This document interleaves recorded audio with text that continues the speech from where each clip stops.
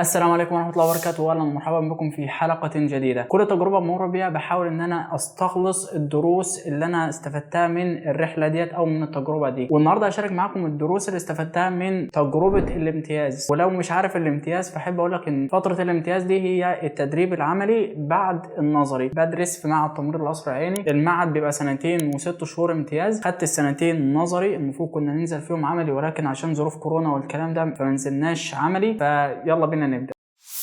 مرحلة الامتياز دي عرفتني انواع كتير من البشر، فيهم الكويس وفيهم الوحش، فيهم البارد وفيهم الحرك اللي بيحاول ان هو يعمل علاقات ويكتسب مهارات كتير. فيها حرفيا كل انواع البشر. فكرة انك انت تختلط بانواع البشر المختلفة ده هيعلمك مهارات كتير قوي، وهيعلمك ازاي تكون صلب نفسيا بشكل ما، وهيعلمك ازاي انك انت تتعامل مع كل نوع بحسب الاخلاقيات اللي عنده. ولكن في كل الحالات اللي يحكم تعاملك مع البشر دول او انواع البشر المختلفة دول معاييرك ومبادئك السليمة منها. حاول انك انت تتعامل بمعاملتك الكويسه، او حاول انك انت تعاملهم بمبادئك الكويسه. تحافظ على مبادئك على قد ما تقدر، ما تعاملش كل واحد بمعاملته، لانك لو عملت كل واحد بمعاملته هتخسر مبادئك وقيمك واخلاقك، حرفيا هي اغلى ما تملك بعد دينك الاسلام. يعني ده اول درس اتعلمته من خلال فتره الامتياز.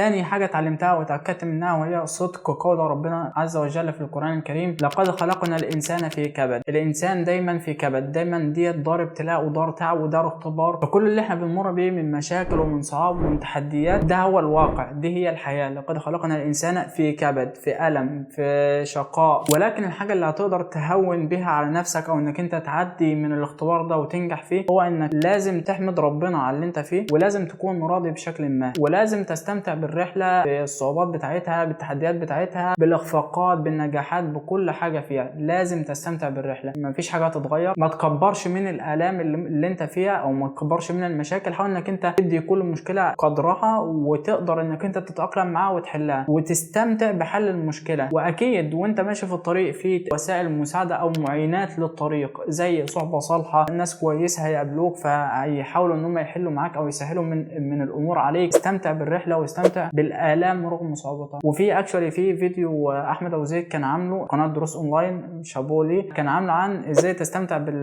بالتحديات رغم الصعاب او حاجة زي كده. فيديو ممكن اسيبه لك في الديسكريبشن، هيفيدك جدا جدا جدا الصراحة. في مقولة الكاتبة مريم احمد علي في رواية البعض لا يرحل ابدا بتقول: لعل البشر يعترفون باننا خلقنا سويا ولن ننجو الا سويا. ماشيين في مركب واحدة، لازم نكون رفقاء ببعض، لازم نكون رحماء ببعض، لازم نكون لطاف مع بعض، ما نحكمش على بعض من اول نظرة او من اول تعامل. ثالث درس اتعلمته اكشن من فتره الامتياز وهو ان مهما بلغت محنتك ومهما بلغت مصيبتك فانت في نعمه كبيره جنب غيرك، ومهما كانت مشكلتك كبيره ففي اللي اصعب منها واللي اكبر منها. فكره انك انت بتشوف مشكلتك اكبر مشكله في العالم وانها ديت هي نهايه المطاف، دي حاجه بصراحه ساذجه جدا. كل واحد مننا وعنده الابتلاء وعنده المشكله الخاصه بيه. اللي هيقدر يخليك تواكب او تحاول انك انت تهون من المصيبه بتاعتك ديت هو فكره زي ما قلنا الصبر والرضا. انك انت لازم تكون صابر ولازم تكون راضي ولازم تكون عارف ان ده اختبار ليك. انت تقدر تتخطى المصيبه ديت باربع حاجات. اول حاجه الصبر، انك انت لازم تكون صابر. ثاني حاجه لازم تكون راضي، انك انت ودي هيساعدك فيها. ثالث نقطه وهي الامتنان، انك انت تكون ممتن لوجود المشكله دي، لان لولاها مش هتتعلم مهارات كتير زي الصلابه النفسيه والمرونه. فكره الامتنان او انك انت تركز على النعم اللي انت موجود فيها او الحاجات اللي انت بتملكها، بصراحه ديت من اعظم الحاجات اللي هتخليك تتعدى اي ابتلاء ايا كان. مهما بلغت مصيبتك فمفيش مصيبه اكبر من انك انت تموت وانت مش مستعد. مفيش اي مشكله هتدوم، مفيش اي حاجه هتفضل زي ما هي. خلاص يعني اكشولي هي الحياه فتره وبتعدي، احنا هنا ضيوف وبعد كده هنروح للدار الاخره اللي هي الدار الحقيقيه اللي لازم نكون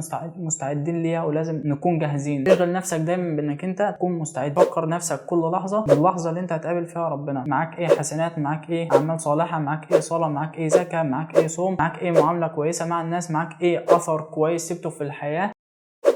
رابع درس اتعلمته هو انك مش لازم تخوض نفس التجربه بتاع الشخص اللي قدامك عشان تكون رحيم بيه. بمعنى ان مش لازم اكون في مكان الشخص المريض ده عشان احس بالمعاناه اللي بيعانيها. لما جالي دور برد كنت باخد وقتها حقن اي في، حقن وريد. الالم بتاع الشكه نفسها كان صعب جدا. بص بقى للناس التانية، حرفيا كان في ناس بتتشك في اليوم على الاقل 10 20 شكه كل يوم. ده الشك بس، غير الالم نفسه بتاع المرض اللي عندهم. مش لازم تمر بنفس التجربه القاسيه ديت عشان تحس بالمعاناه ديت. واكشن في ارض الواقع الواقع كل واحد وليه التحديات وليه المشاكل الخاصه بيه. لو انت شخص بيشتغل وظيفه انت بتقابل صعوبات في المواصلات وفي الناس اللي انت بتشتغل معاهم وفي الاهل وفي المصاريف وفي كل الحاجات دي، وبتبقى شايف الفريلانسر ان هو شخص جامد قاعد في بيته شغال مستريح مستقنيص الكلام ده. اكشولي الراجل الفريلانسر ده هو شخص طالع عينيه بيحاول ان هو يبوش همسل يشتغل برغم الصعوبات اللي بيقابلها والمزاج اللي مش كويس رغم القعده الكتيره ونظره اللي بيضعف من القعده قدام الشاشات. بيقابل تحديات كتيره قوي، مش لازم تخوض التجربه بتاعته عشان تعرف الدروس دي كلها. اكشولي فكره انك انت تقرا وتخلي القراءه جزء من حياتك هيوعيك بالطرف الثاني او بالتجربه ديت. مش لازم تعيش تجربه، انا عارف ان احنا بنتعلم من التجربه ولكن مش لازم نعيش التجربه نفسها عشان نحس ببعض ونرقف ببعض. طولت في النقطه ديت انا عارف، ولكن نقطه مهمه وكان لازم اركز عليها. النقطه الخامسه الاكشوال اللي اتعلمتها من فتره الامتياز ان الشغل مهرب لناس كتير في حياتنا. الشغل مهرب لناس كتير من شتات النفس ومن قله التركيز والضغوطات والمشاكل والخناقات اللي بتحصل في البيت والاضطرابات وكل الحاجات ديت. ففي ناس فعلا علاجها النفسي والمالي بيكون بانها تشتغل. ناس كتير بتنزل تشتغل عشان هي تتجنب المشاكل التانية اللي بتقابلها والصعوبات اللي هي بتقابلها في حياتها. خليك رفيق بالشخص ده وخليك كويس معاه عشان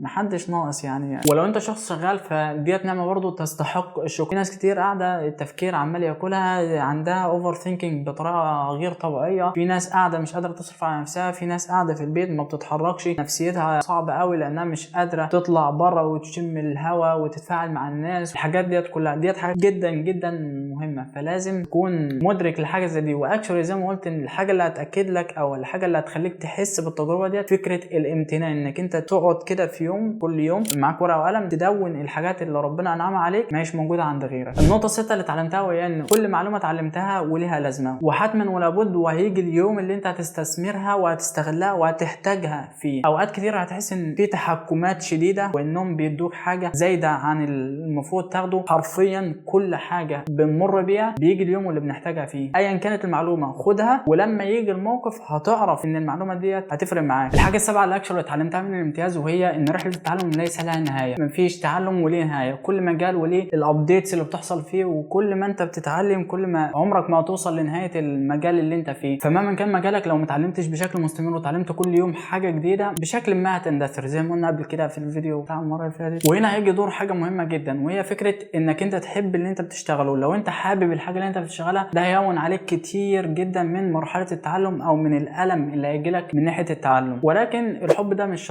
شرط انك انت تحب المجال اللي انت بتدرسه او الحاجه اللي انت شغال فيها. اكشولي انت بتوصل لمرحله الحب او انك انت بتحب المجال اللي انت شغاله من خلال البراكتس كتير، انك انت بتتعلم كتير وتوصل لحد من الخبره قوي جدا. وقتها ايوه تقرر هل هو ده المجال اللي انت حابه ولا المجال اللي انت مش حابه. كان في فيديو بيتكلم عن الشغف لاحمد ابو زيد برضو ممكن اسيبه تحت في الديسكريبشن. كان بيتكلم عن ان الشغلانه اللي هتحس فيها انها بتديك ابداع وهتديك احساس بالمسؤوليه وهتديك ثالث حاجه وهي الامان. اي وظيفه هتديك الثلاث حاجات دولت هي ديت الوظيفه اللي انت شغوف بيها وهي ديت اللي انت هتكمل فيها بقيه حياتك. وبشكل ما الحاجات ديت هتاخدها لما يكون عندك الخبره الكافيه. لما يكون عندك الخبره الكافيه في المجال اللي انت بتدرسه او اللي انت بتتعلمه اكشولي السالري بتاعك هيزيد، سعرك هيزيد، وبالتالي هتطلب بالاسم بعد كده. ثالث حاجه وهي هيديك مساحه بعد كده انك انت تتشرط على اي مكان انت بتروحه. هتبقى شغوف لما توصل لحد الخبره. لو وصلت لحد الخبره القويه في المجال بتاعك وقتها تقرر ايوه لو انت مش مبسوط بقى وما خدتش ثلاث حاجات دولت ممكن وقتها تقول ان فاكس للمجال ده وهشوف مجال تاني غيره. الحاجه الثامنه اللي اكشولي اتعلمتها من مرحله الامتياز وهي ان كلنا لينا اهميه في حياه بعض. لو انت شغال دكتور فانت ليك اهميه عند حد معين، لو انت شغال مهندس، لو انت شغال استاذ، لو انت ضابط، لو انت محامي، لو انت ايا كانت شغلانتك وايا كان مقامك وايا كان المكان اللي انت فيه ليك اهميه بالنسبه للناس تانية. حتى الحرامي يا اخي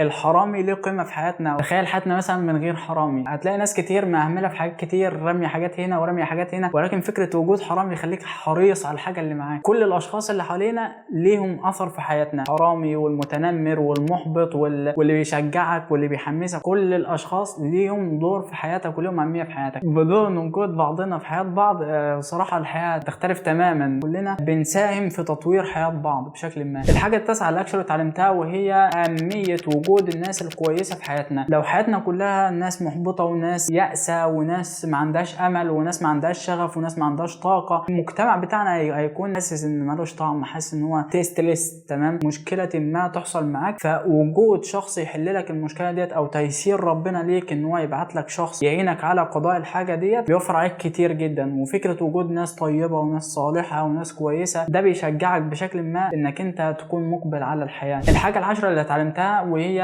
انك لازم تختلط ببيئه العمل وبالواقع. في مشاكل كتير وفي مهارات كتير هتتعلمها من خلال الانخراط في وسط المجتمع وفي وسط الناس وفي وسط التعامل مع البشر. مش هتعرف تفرق ما بين الشخص الكويس والشخص اللي مش كويس، الشخص اللي معاك والشخص اللي مش معاك، غير لما تختلط بكل انواع البشر. زائد انك انت كمان لما تختلط ببيئه العمل من بدري في صدمات كتير هتتجنبها ولازم تشتغل من بدري. فكره انك انت تشتغل من بدري اوفر عليك احباطات واخفاقات كتير جدا. اختلط بسوق العمل وانزل اشتغل من بدري. الفكره دي جدا مهمه ومحدش قالها لي، فندمان عليها فعلا ان انا ما نزلتش من بدري. فكره ان انا دلوقتي شخص بيعاني من قله الالتزام، شخص كل ما يشتغل فتقابله مشكله فيحبط فيقعد يرجع للوحده يقرا روايات وبتاع والكلام ده. ديت فكره مش كويسه الصراحه. فكره ان انا لو نزلت من بدري هقابل الصدمات ديت فهيكون عندي مناعه بشكل ما ان انا اقابل مشاكل اكتر واكتر واكتر من غير موقف. الحاجه ال11 اللي اكشولي اتعلمتها وهي في نعم كتير موجوده في حياتنا احنا مش مدركين ليها. تخيل انت قاعد من غير رجل، مش هتشتغل فهتقعد في البيت فتحتاج ان حد يعولك، هتحتاج ان حد جنبك. تخيل حياتك من غير عين. قد ايه نعم كتير، الصحه، الصحبه الصالحه، البيئه الكويسه، المجتمع الكويس، الاكل، الشرب، المأمن. ونعمه المأمن ديت نعمه كبيره جدا الصراحه. فكره انك انت تلاقي شغل ديت مع انها مرهقه، بس فكره انك تلاقي شغل ديت حاجه كويسه الصراحه. ويمكن ده يرجعنا لنقطه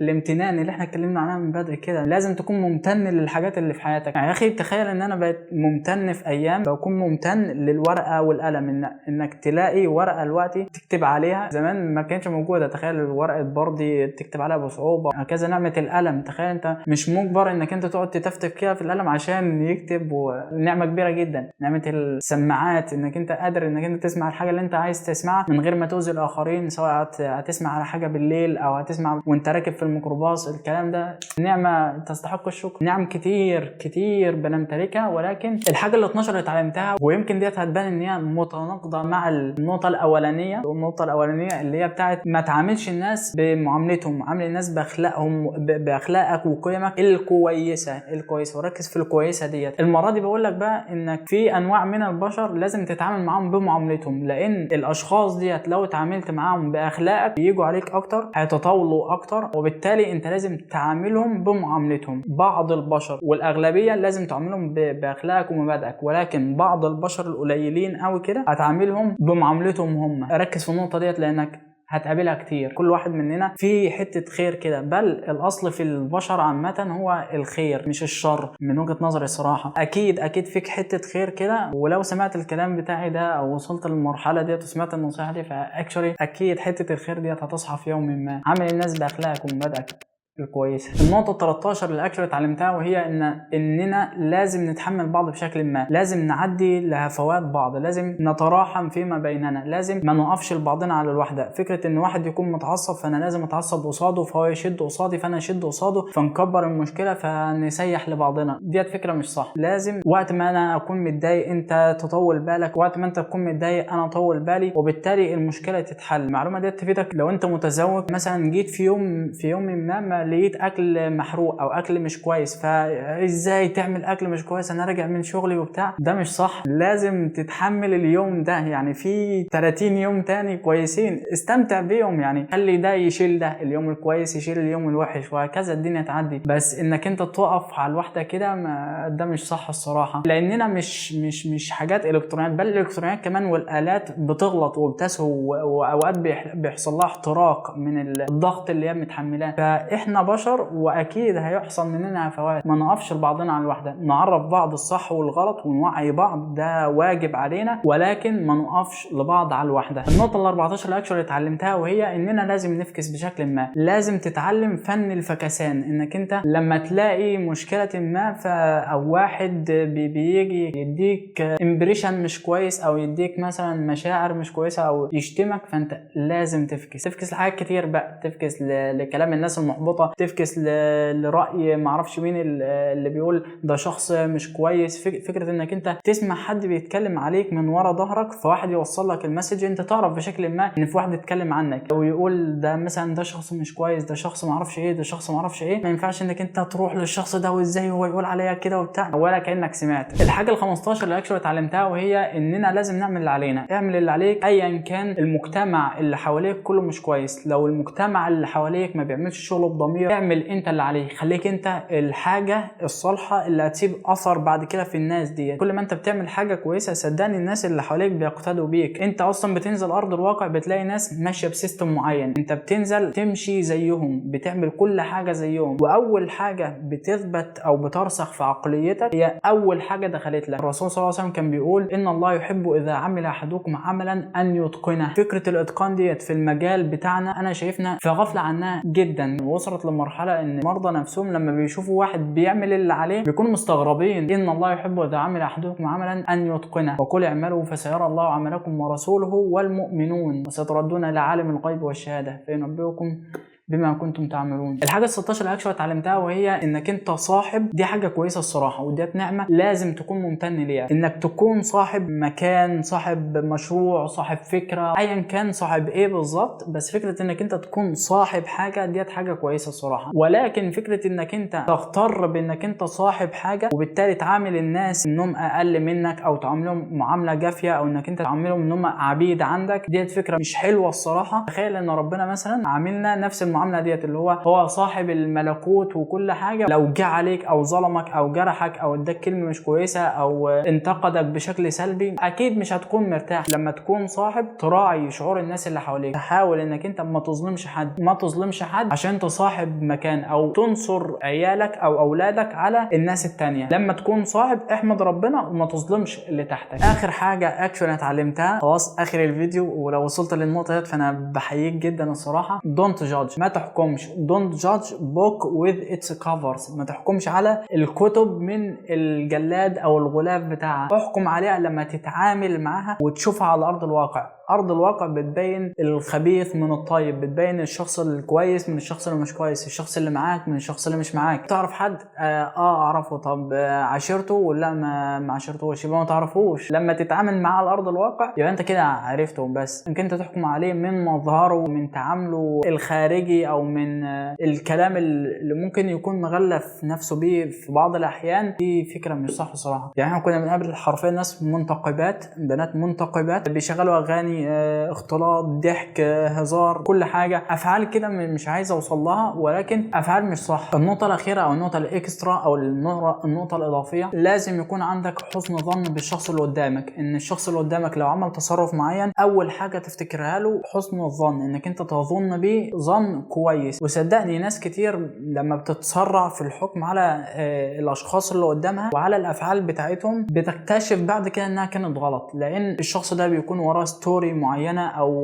وراه حاجه معينه هي اللي خلته يتصرف التصرف ده. والحاجه ديت ما تبررلوش الفعل اللي مش كويس اللي هو عمله، ولكن لازم نرأف ببعض، لازم نتراحم فيما بيننا، لازم نرحمه، ما نكونش احنا والايام عليه. لما حد يعمل قدامك فعل مش كويس خليك محسن الظن. في اوقات معينه لما تيجي مثلا تبعت لصاحبك رساله على الواتساب ما يردش عليها مثلا وهو اونلاين، فتقول ازاي ده مش معبرني، ده مش بيحبني، ده ما اعرفش ايه. لما تيجي تحسن الظن بيه يمكن عنده ظروف او اي حاجه، والله بتحصل في اوقات انك انت بتكتشف ان الشخص ده عنده حادث وفاه او حادث مرض او حادثه حصلت او ايا كان الظرف ده. انت نفسك ما بترحمش نفسك وقتها، وهتجلد نفسك صدقني انك ما كنتش مع الشخص ده وقت محنته، انك كنت انت والايام وسوء ظنك بيه وصلك لمرحله مش كويسه. اخيرا وصلنا لنهايه الفيديو. الصراحه هي كانت فتره قاسيه جدا، تجربه فرقت معايا جدا جدا جدا في فهم حاجات كتير او استيعاب مواقف كتير حصلت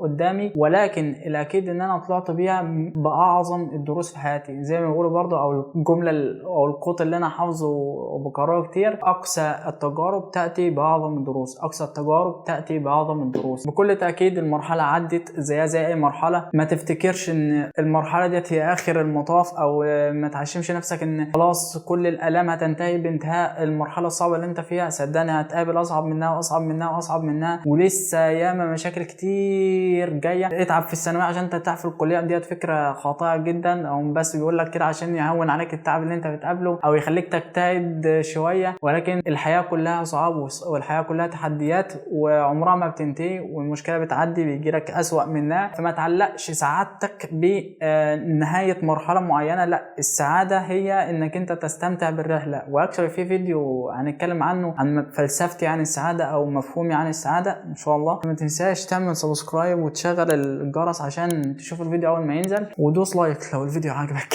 حسسني محمود ابو اسماعيل لما بيقعد يجيب سموزنس في ازاي تعمل سبسكرايب. الفتره عدت بكرم ربنا ولطف ربنا وبدعوات الناس اللي الواحد كان بيعمل عليهم الايام، واللي كان بيعمل معاهم على قد ما يقدر ينفذ اللي المفروض يعمله. دعوات ناس كتير وما زلت لحد دلوقتي بفتكر مواقف حصلت معايا، ناس كتير كانت بتدعي لي بسبب ان انا بساعدهم بشكل ما وبعمل لهم اللي المفروض ياخدوه، بل يمكن اقل من اللي المفروض ياخدوه. الحمد لله ان الواحد ساب اثر كويس في بعض الناس وساب اثر وحش في قلوب بعض الناس او ناس كتير قوي، ولكن فاكس. الدرس اللي اتعلمناه في النصيحة 17 او مش 17 16 تقريبا، دعوات الناس بتفرق، المجتمع اللي حواليك والصحبة بتفرق، لطف ربنا وكرمه بيفرق، استعانتك بربنا في حل مشاكلك بيفرق. وبس كده نكون وصلنا لنهايه الحلقه. لو عجبك الفيديو ما تنساش سبسكرايب ولايك وشير، ولو انت على الفيسبوك ما تنساش تعمل فولو وتدوس لايك برضو لان ده بيفرق، وتابعنا على الفيسبوك لان بننزل بوستات بشكل مستمر ان شاء الله. وفي النهايه ممتن ليك انك انت شفت الفيديو للاخر، واتمنى ان الحاجات دي تكون ساعدتك بشكل ما على تقبل ارض الواقع، وانك انت تستعد قبل ما تقابل مطحنه الحياه. شكرا ليك واستنانا في حلقه جايه. سلام.